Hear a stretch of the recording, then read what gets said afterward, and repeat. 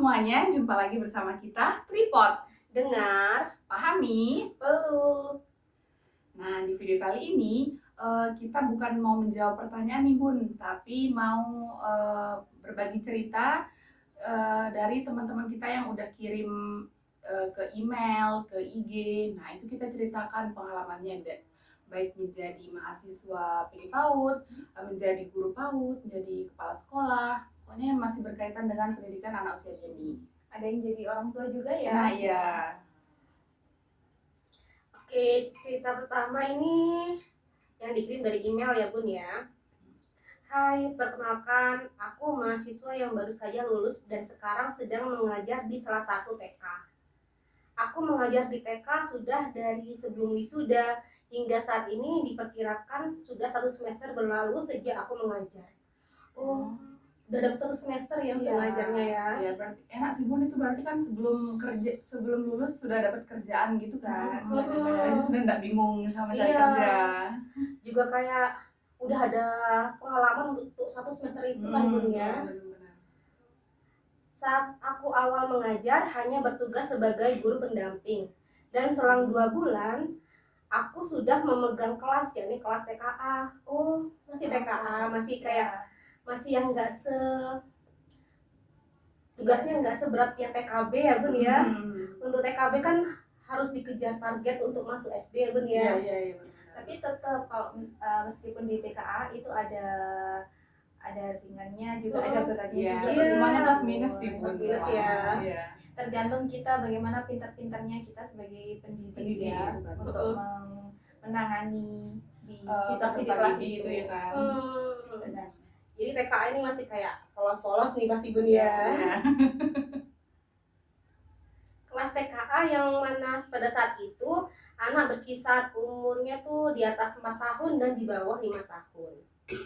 Pada saat mengajar pertama kali, aku tidak terlalu kebingungan karena pada sebelumnya aku sudah mengalami PKL di kampus selama 1 semester dan mengajar di KKN selama 2 bulan. Sehingga mengajar anak sekolah TK bukanlah menjadikan suatu hal yang membuat panik dan takut. Ya, sudah ada pengalaman sebelumnya kan itu kan. Dan PKL juga Bun ya. Nggak kaget kan. Udah ada KKN gitu. Soalnya kan emang di PAUD kan ada PPL dulu gitu kan. Iya. Biar nanti setelah lulus dari kuliah kan nggak kaget sama situasi di kelas gitu kayak gimana. Jadi ada pandangan untuk mengajarnya bagaimana. Betul.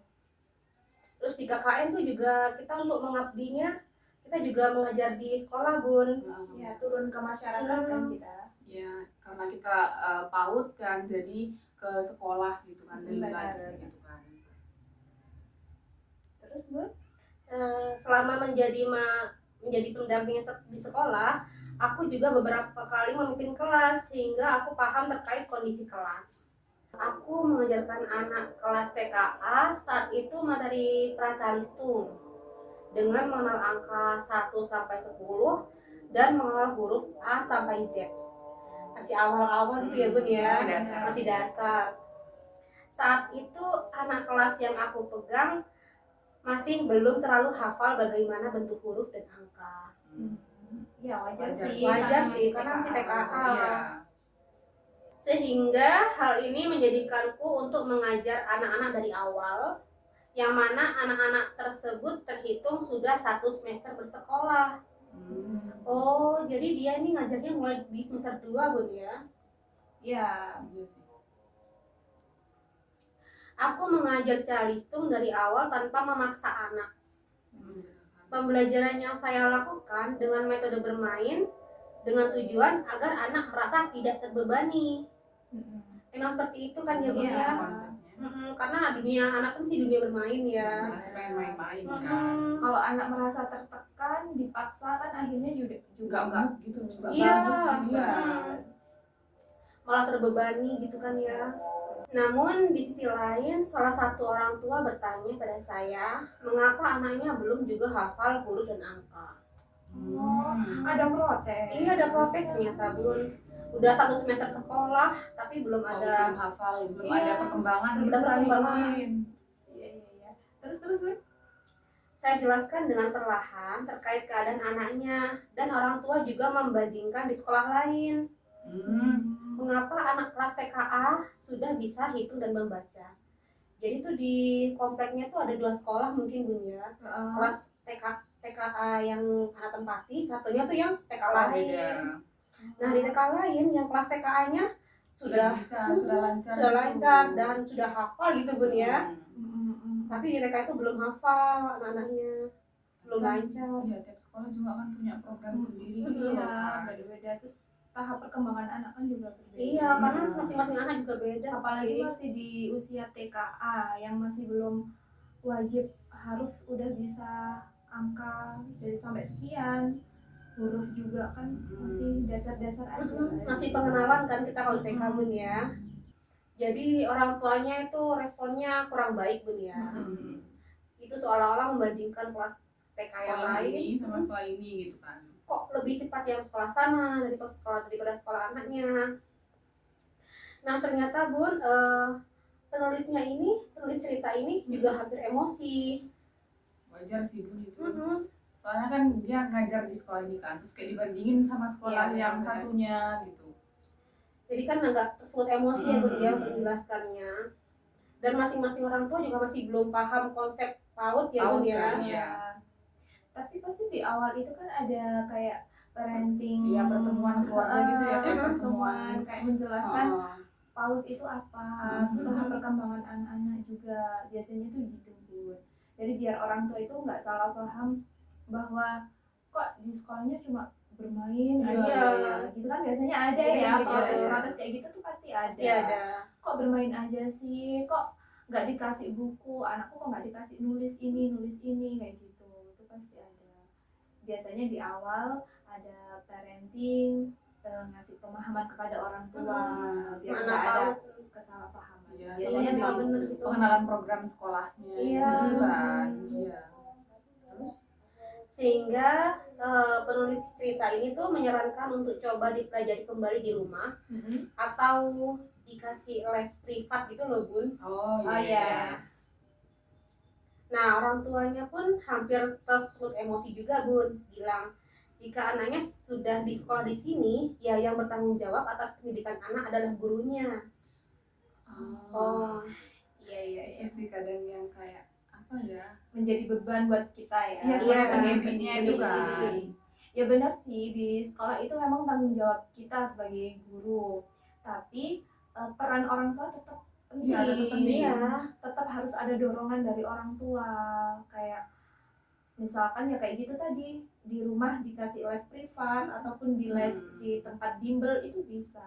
Iya, itu kan caranya orang tua biar apa ya? Iya, support Terstimulus juga iya, kan. support dari rumah kan, bukan hanya ya sudah Tidak tanggung memasrahkan jawab ke sekolah gitu ya. Tapi kan tugasnya guru itu kan untuk menstimulus perkembangan anak.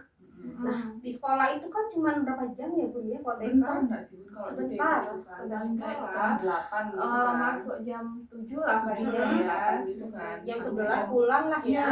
Cuma 4 jam. 4 jam. 4 jaman lah kalau TK ya. Paling itu udah paling full. Paling 4 full jam. jam 11 itu ya. Udah paling full. Sedangkan di rumah Di rumah kan setelah itu pulang dari sekolah sampai besoknya. kan, besoknya keluar berangkat dengan lagi. keluarga kan. Lebih banyak di lebih banyak di rumah. Nah ternyata Bun, orang tua itu sibuk. Bilang, saya udah sibuk Mbak. Ya yang tanggung jawab atas akademik anak saya ya gurunya di sini. Oh, terus Nah saya mengajar sekitar 1 semester dan semester selanjutnya saya harus pindah keluar kota. Di luar kota saya melamar kembali untuk menjadi guru privat. Ya, guru kayak bimbel gitu Bun ya. Iya. Oh iya. Dan saya mendapatkan murid yang berusia 3 tahun, yang mana anak tersebut masih kelas KB. Iya. Masih di bawahnya anak yang TKA sebelumnya itu ya. tadi. Masih Iya. playgroup memang usia segitu. Sama seperti sebelumnya, saya mengajar calistung untuk mengenal angka dan huruf. Dan ternyata anak yang masih seusia lebih kecil daripada anak yang saya ajar di TK, itu sudah bisa berhitung 1 sampai 25. Oh. Dan sudah hafal bentuk abjad huruf besar. Orang tuanya tuh ternyata juga pekerja, sama-sama bekerja. Bekerja tadi kan, yang Iya. di TK bekerja, ini juga bekerja. Iya, dan ini juga orang tua ayah dan ibunya juga pekerja. Oh, iya. Dan ternyata Bun, orang tuanya tuh bercerita, saya kerja pagi, anak saya sekolahkan, dan malamnya saya belajar bersama anak saya. Berarti kan emang tetap ada apa ya, kayak stimulasi lagi di Iya. rumah kan. Peran Belajar- orang tua itu. Iya. Belajar kembali kan. Iya. Biar nggak lupa Biar habis nggak sekolah lupa belajar kalau- apa. Bener. Nah di malamnya kan belajarnya sama orang tuanya. Hmm. Tapi tuh belajarnya tuh kayak santai gitu katanya. Iya sih, lebih enjoy kayak gitu kan Iya. jadinya. Kayak sama main gitu lah. Hmm. Kalau anaknya nggak dengerin ya udah gitu. Iya, iya. benar. Ya, biasa sih tadi dengerin. Nggak memaksa. Nggak memaksa, benar.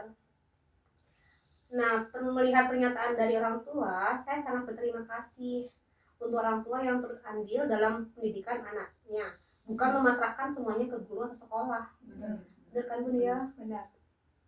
Semoga kisah yang saya sampaikan menjadi motivasi untuk orang tua agar dapat berkontribusi aktif bersama guru atau sekolah sehingga anak dapat berkembang sesuai dengan fase mereka.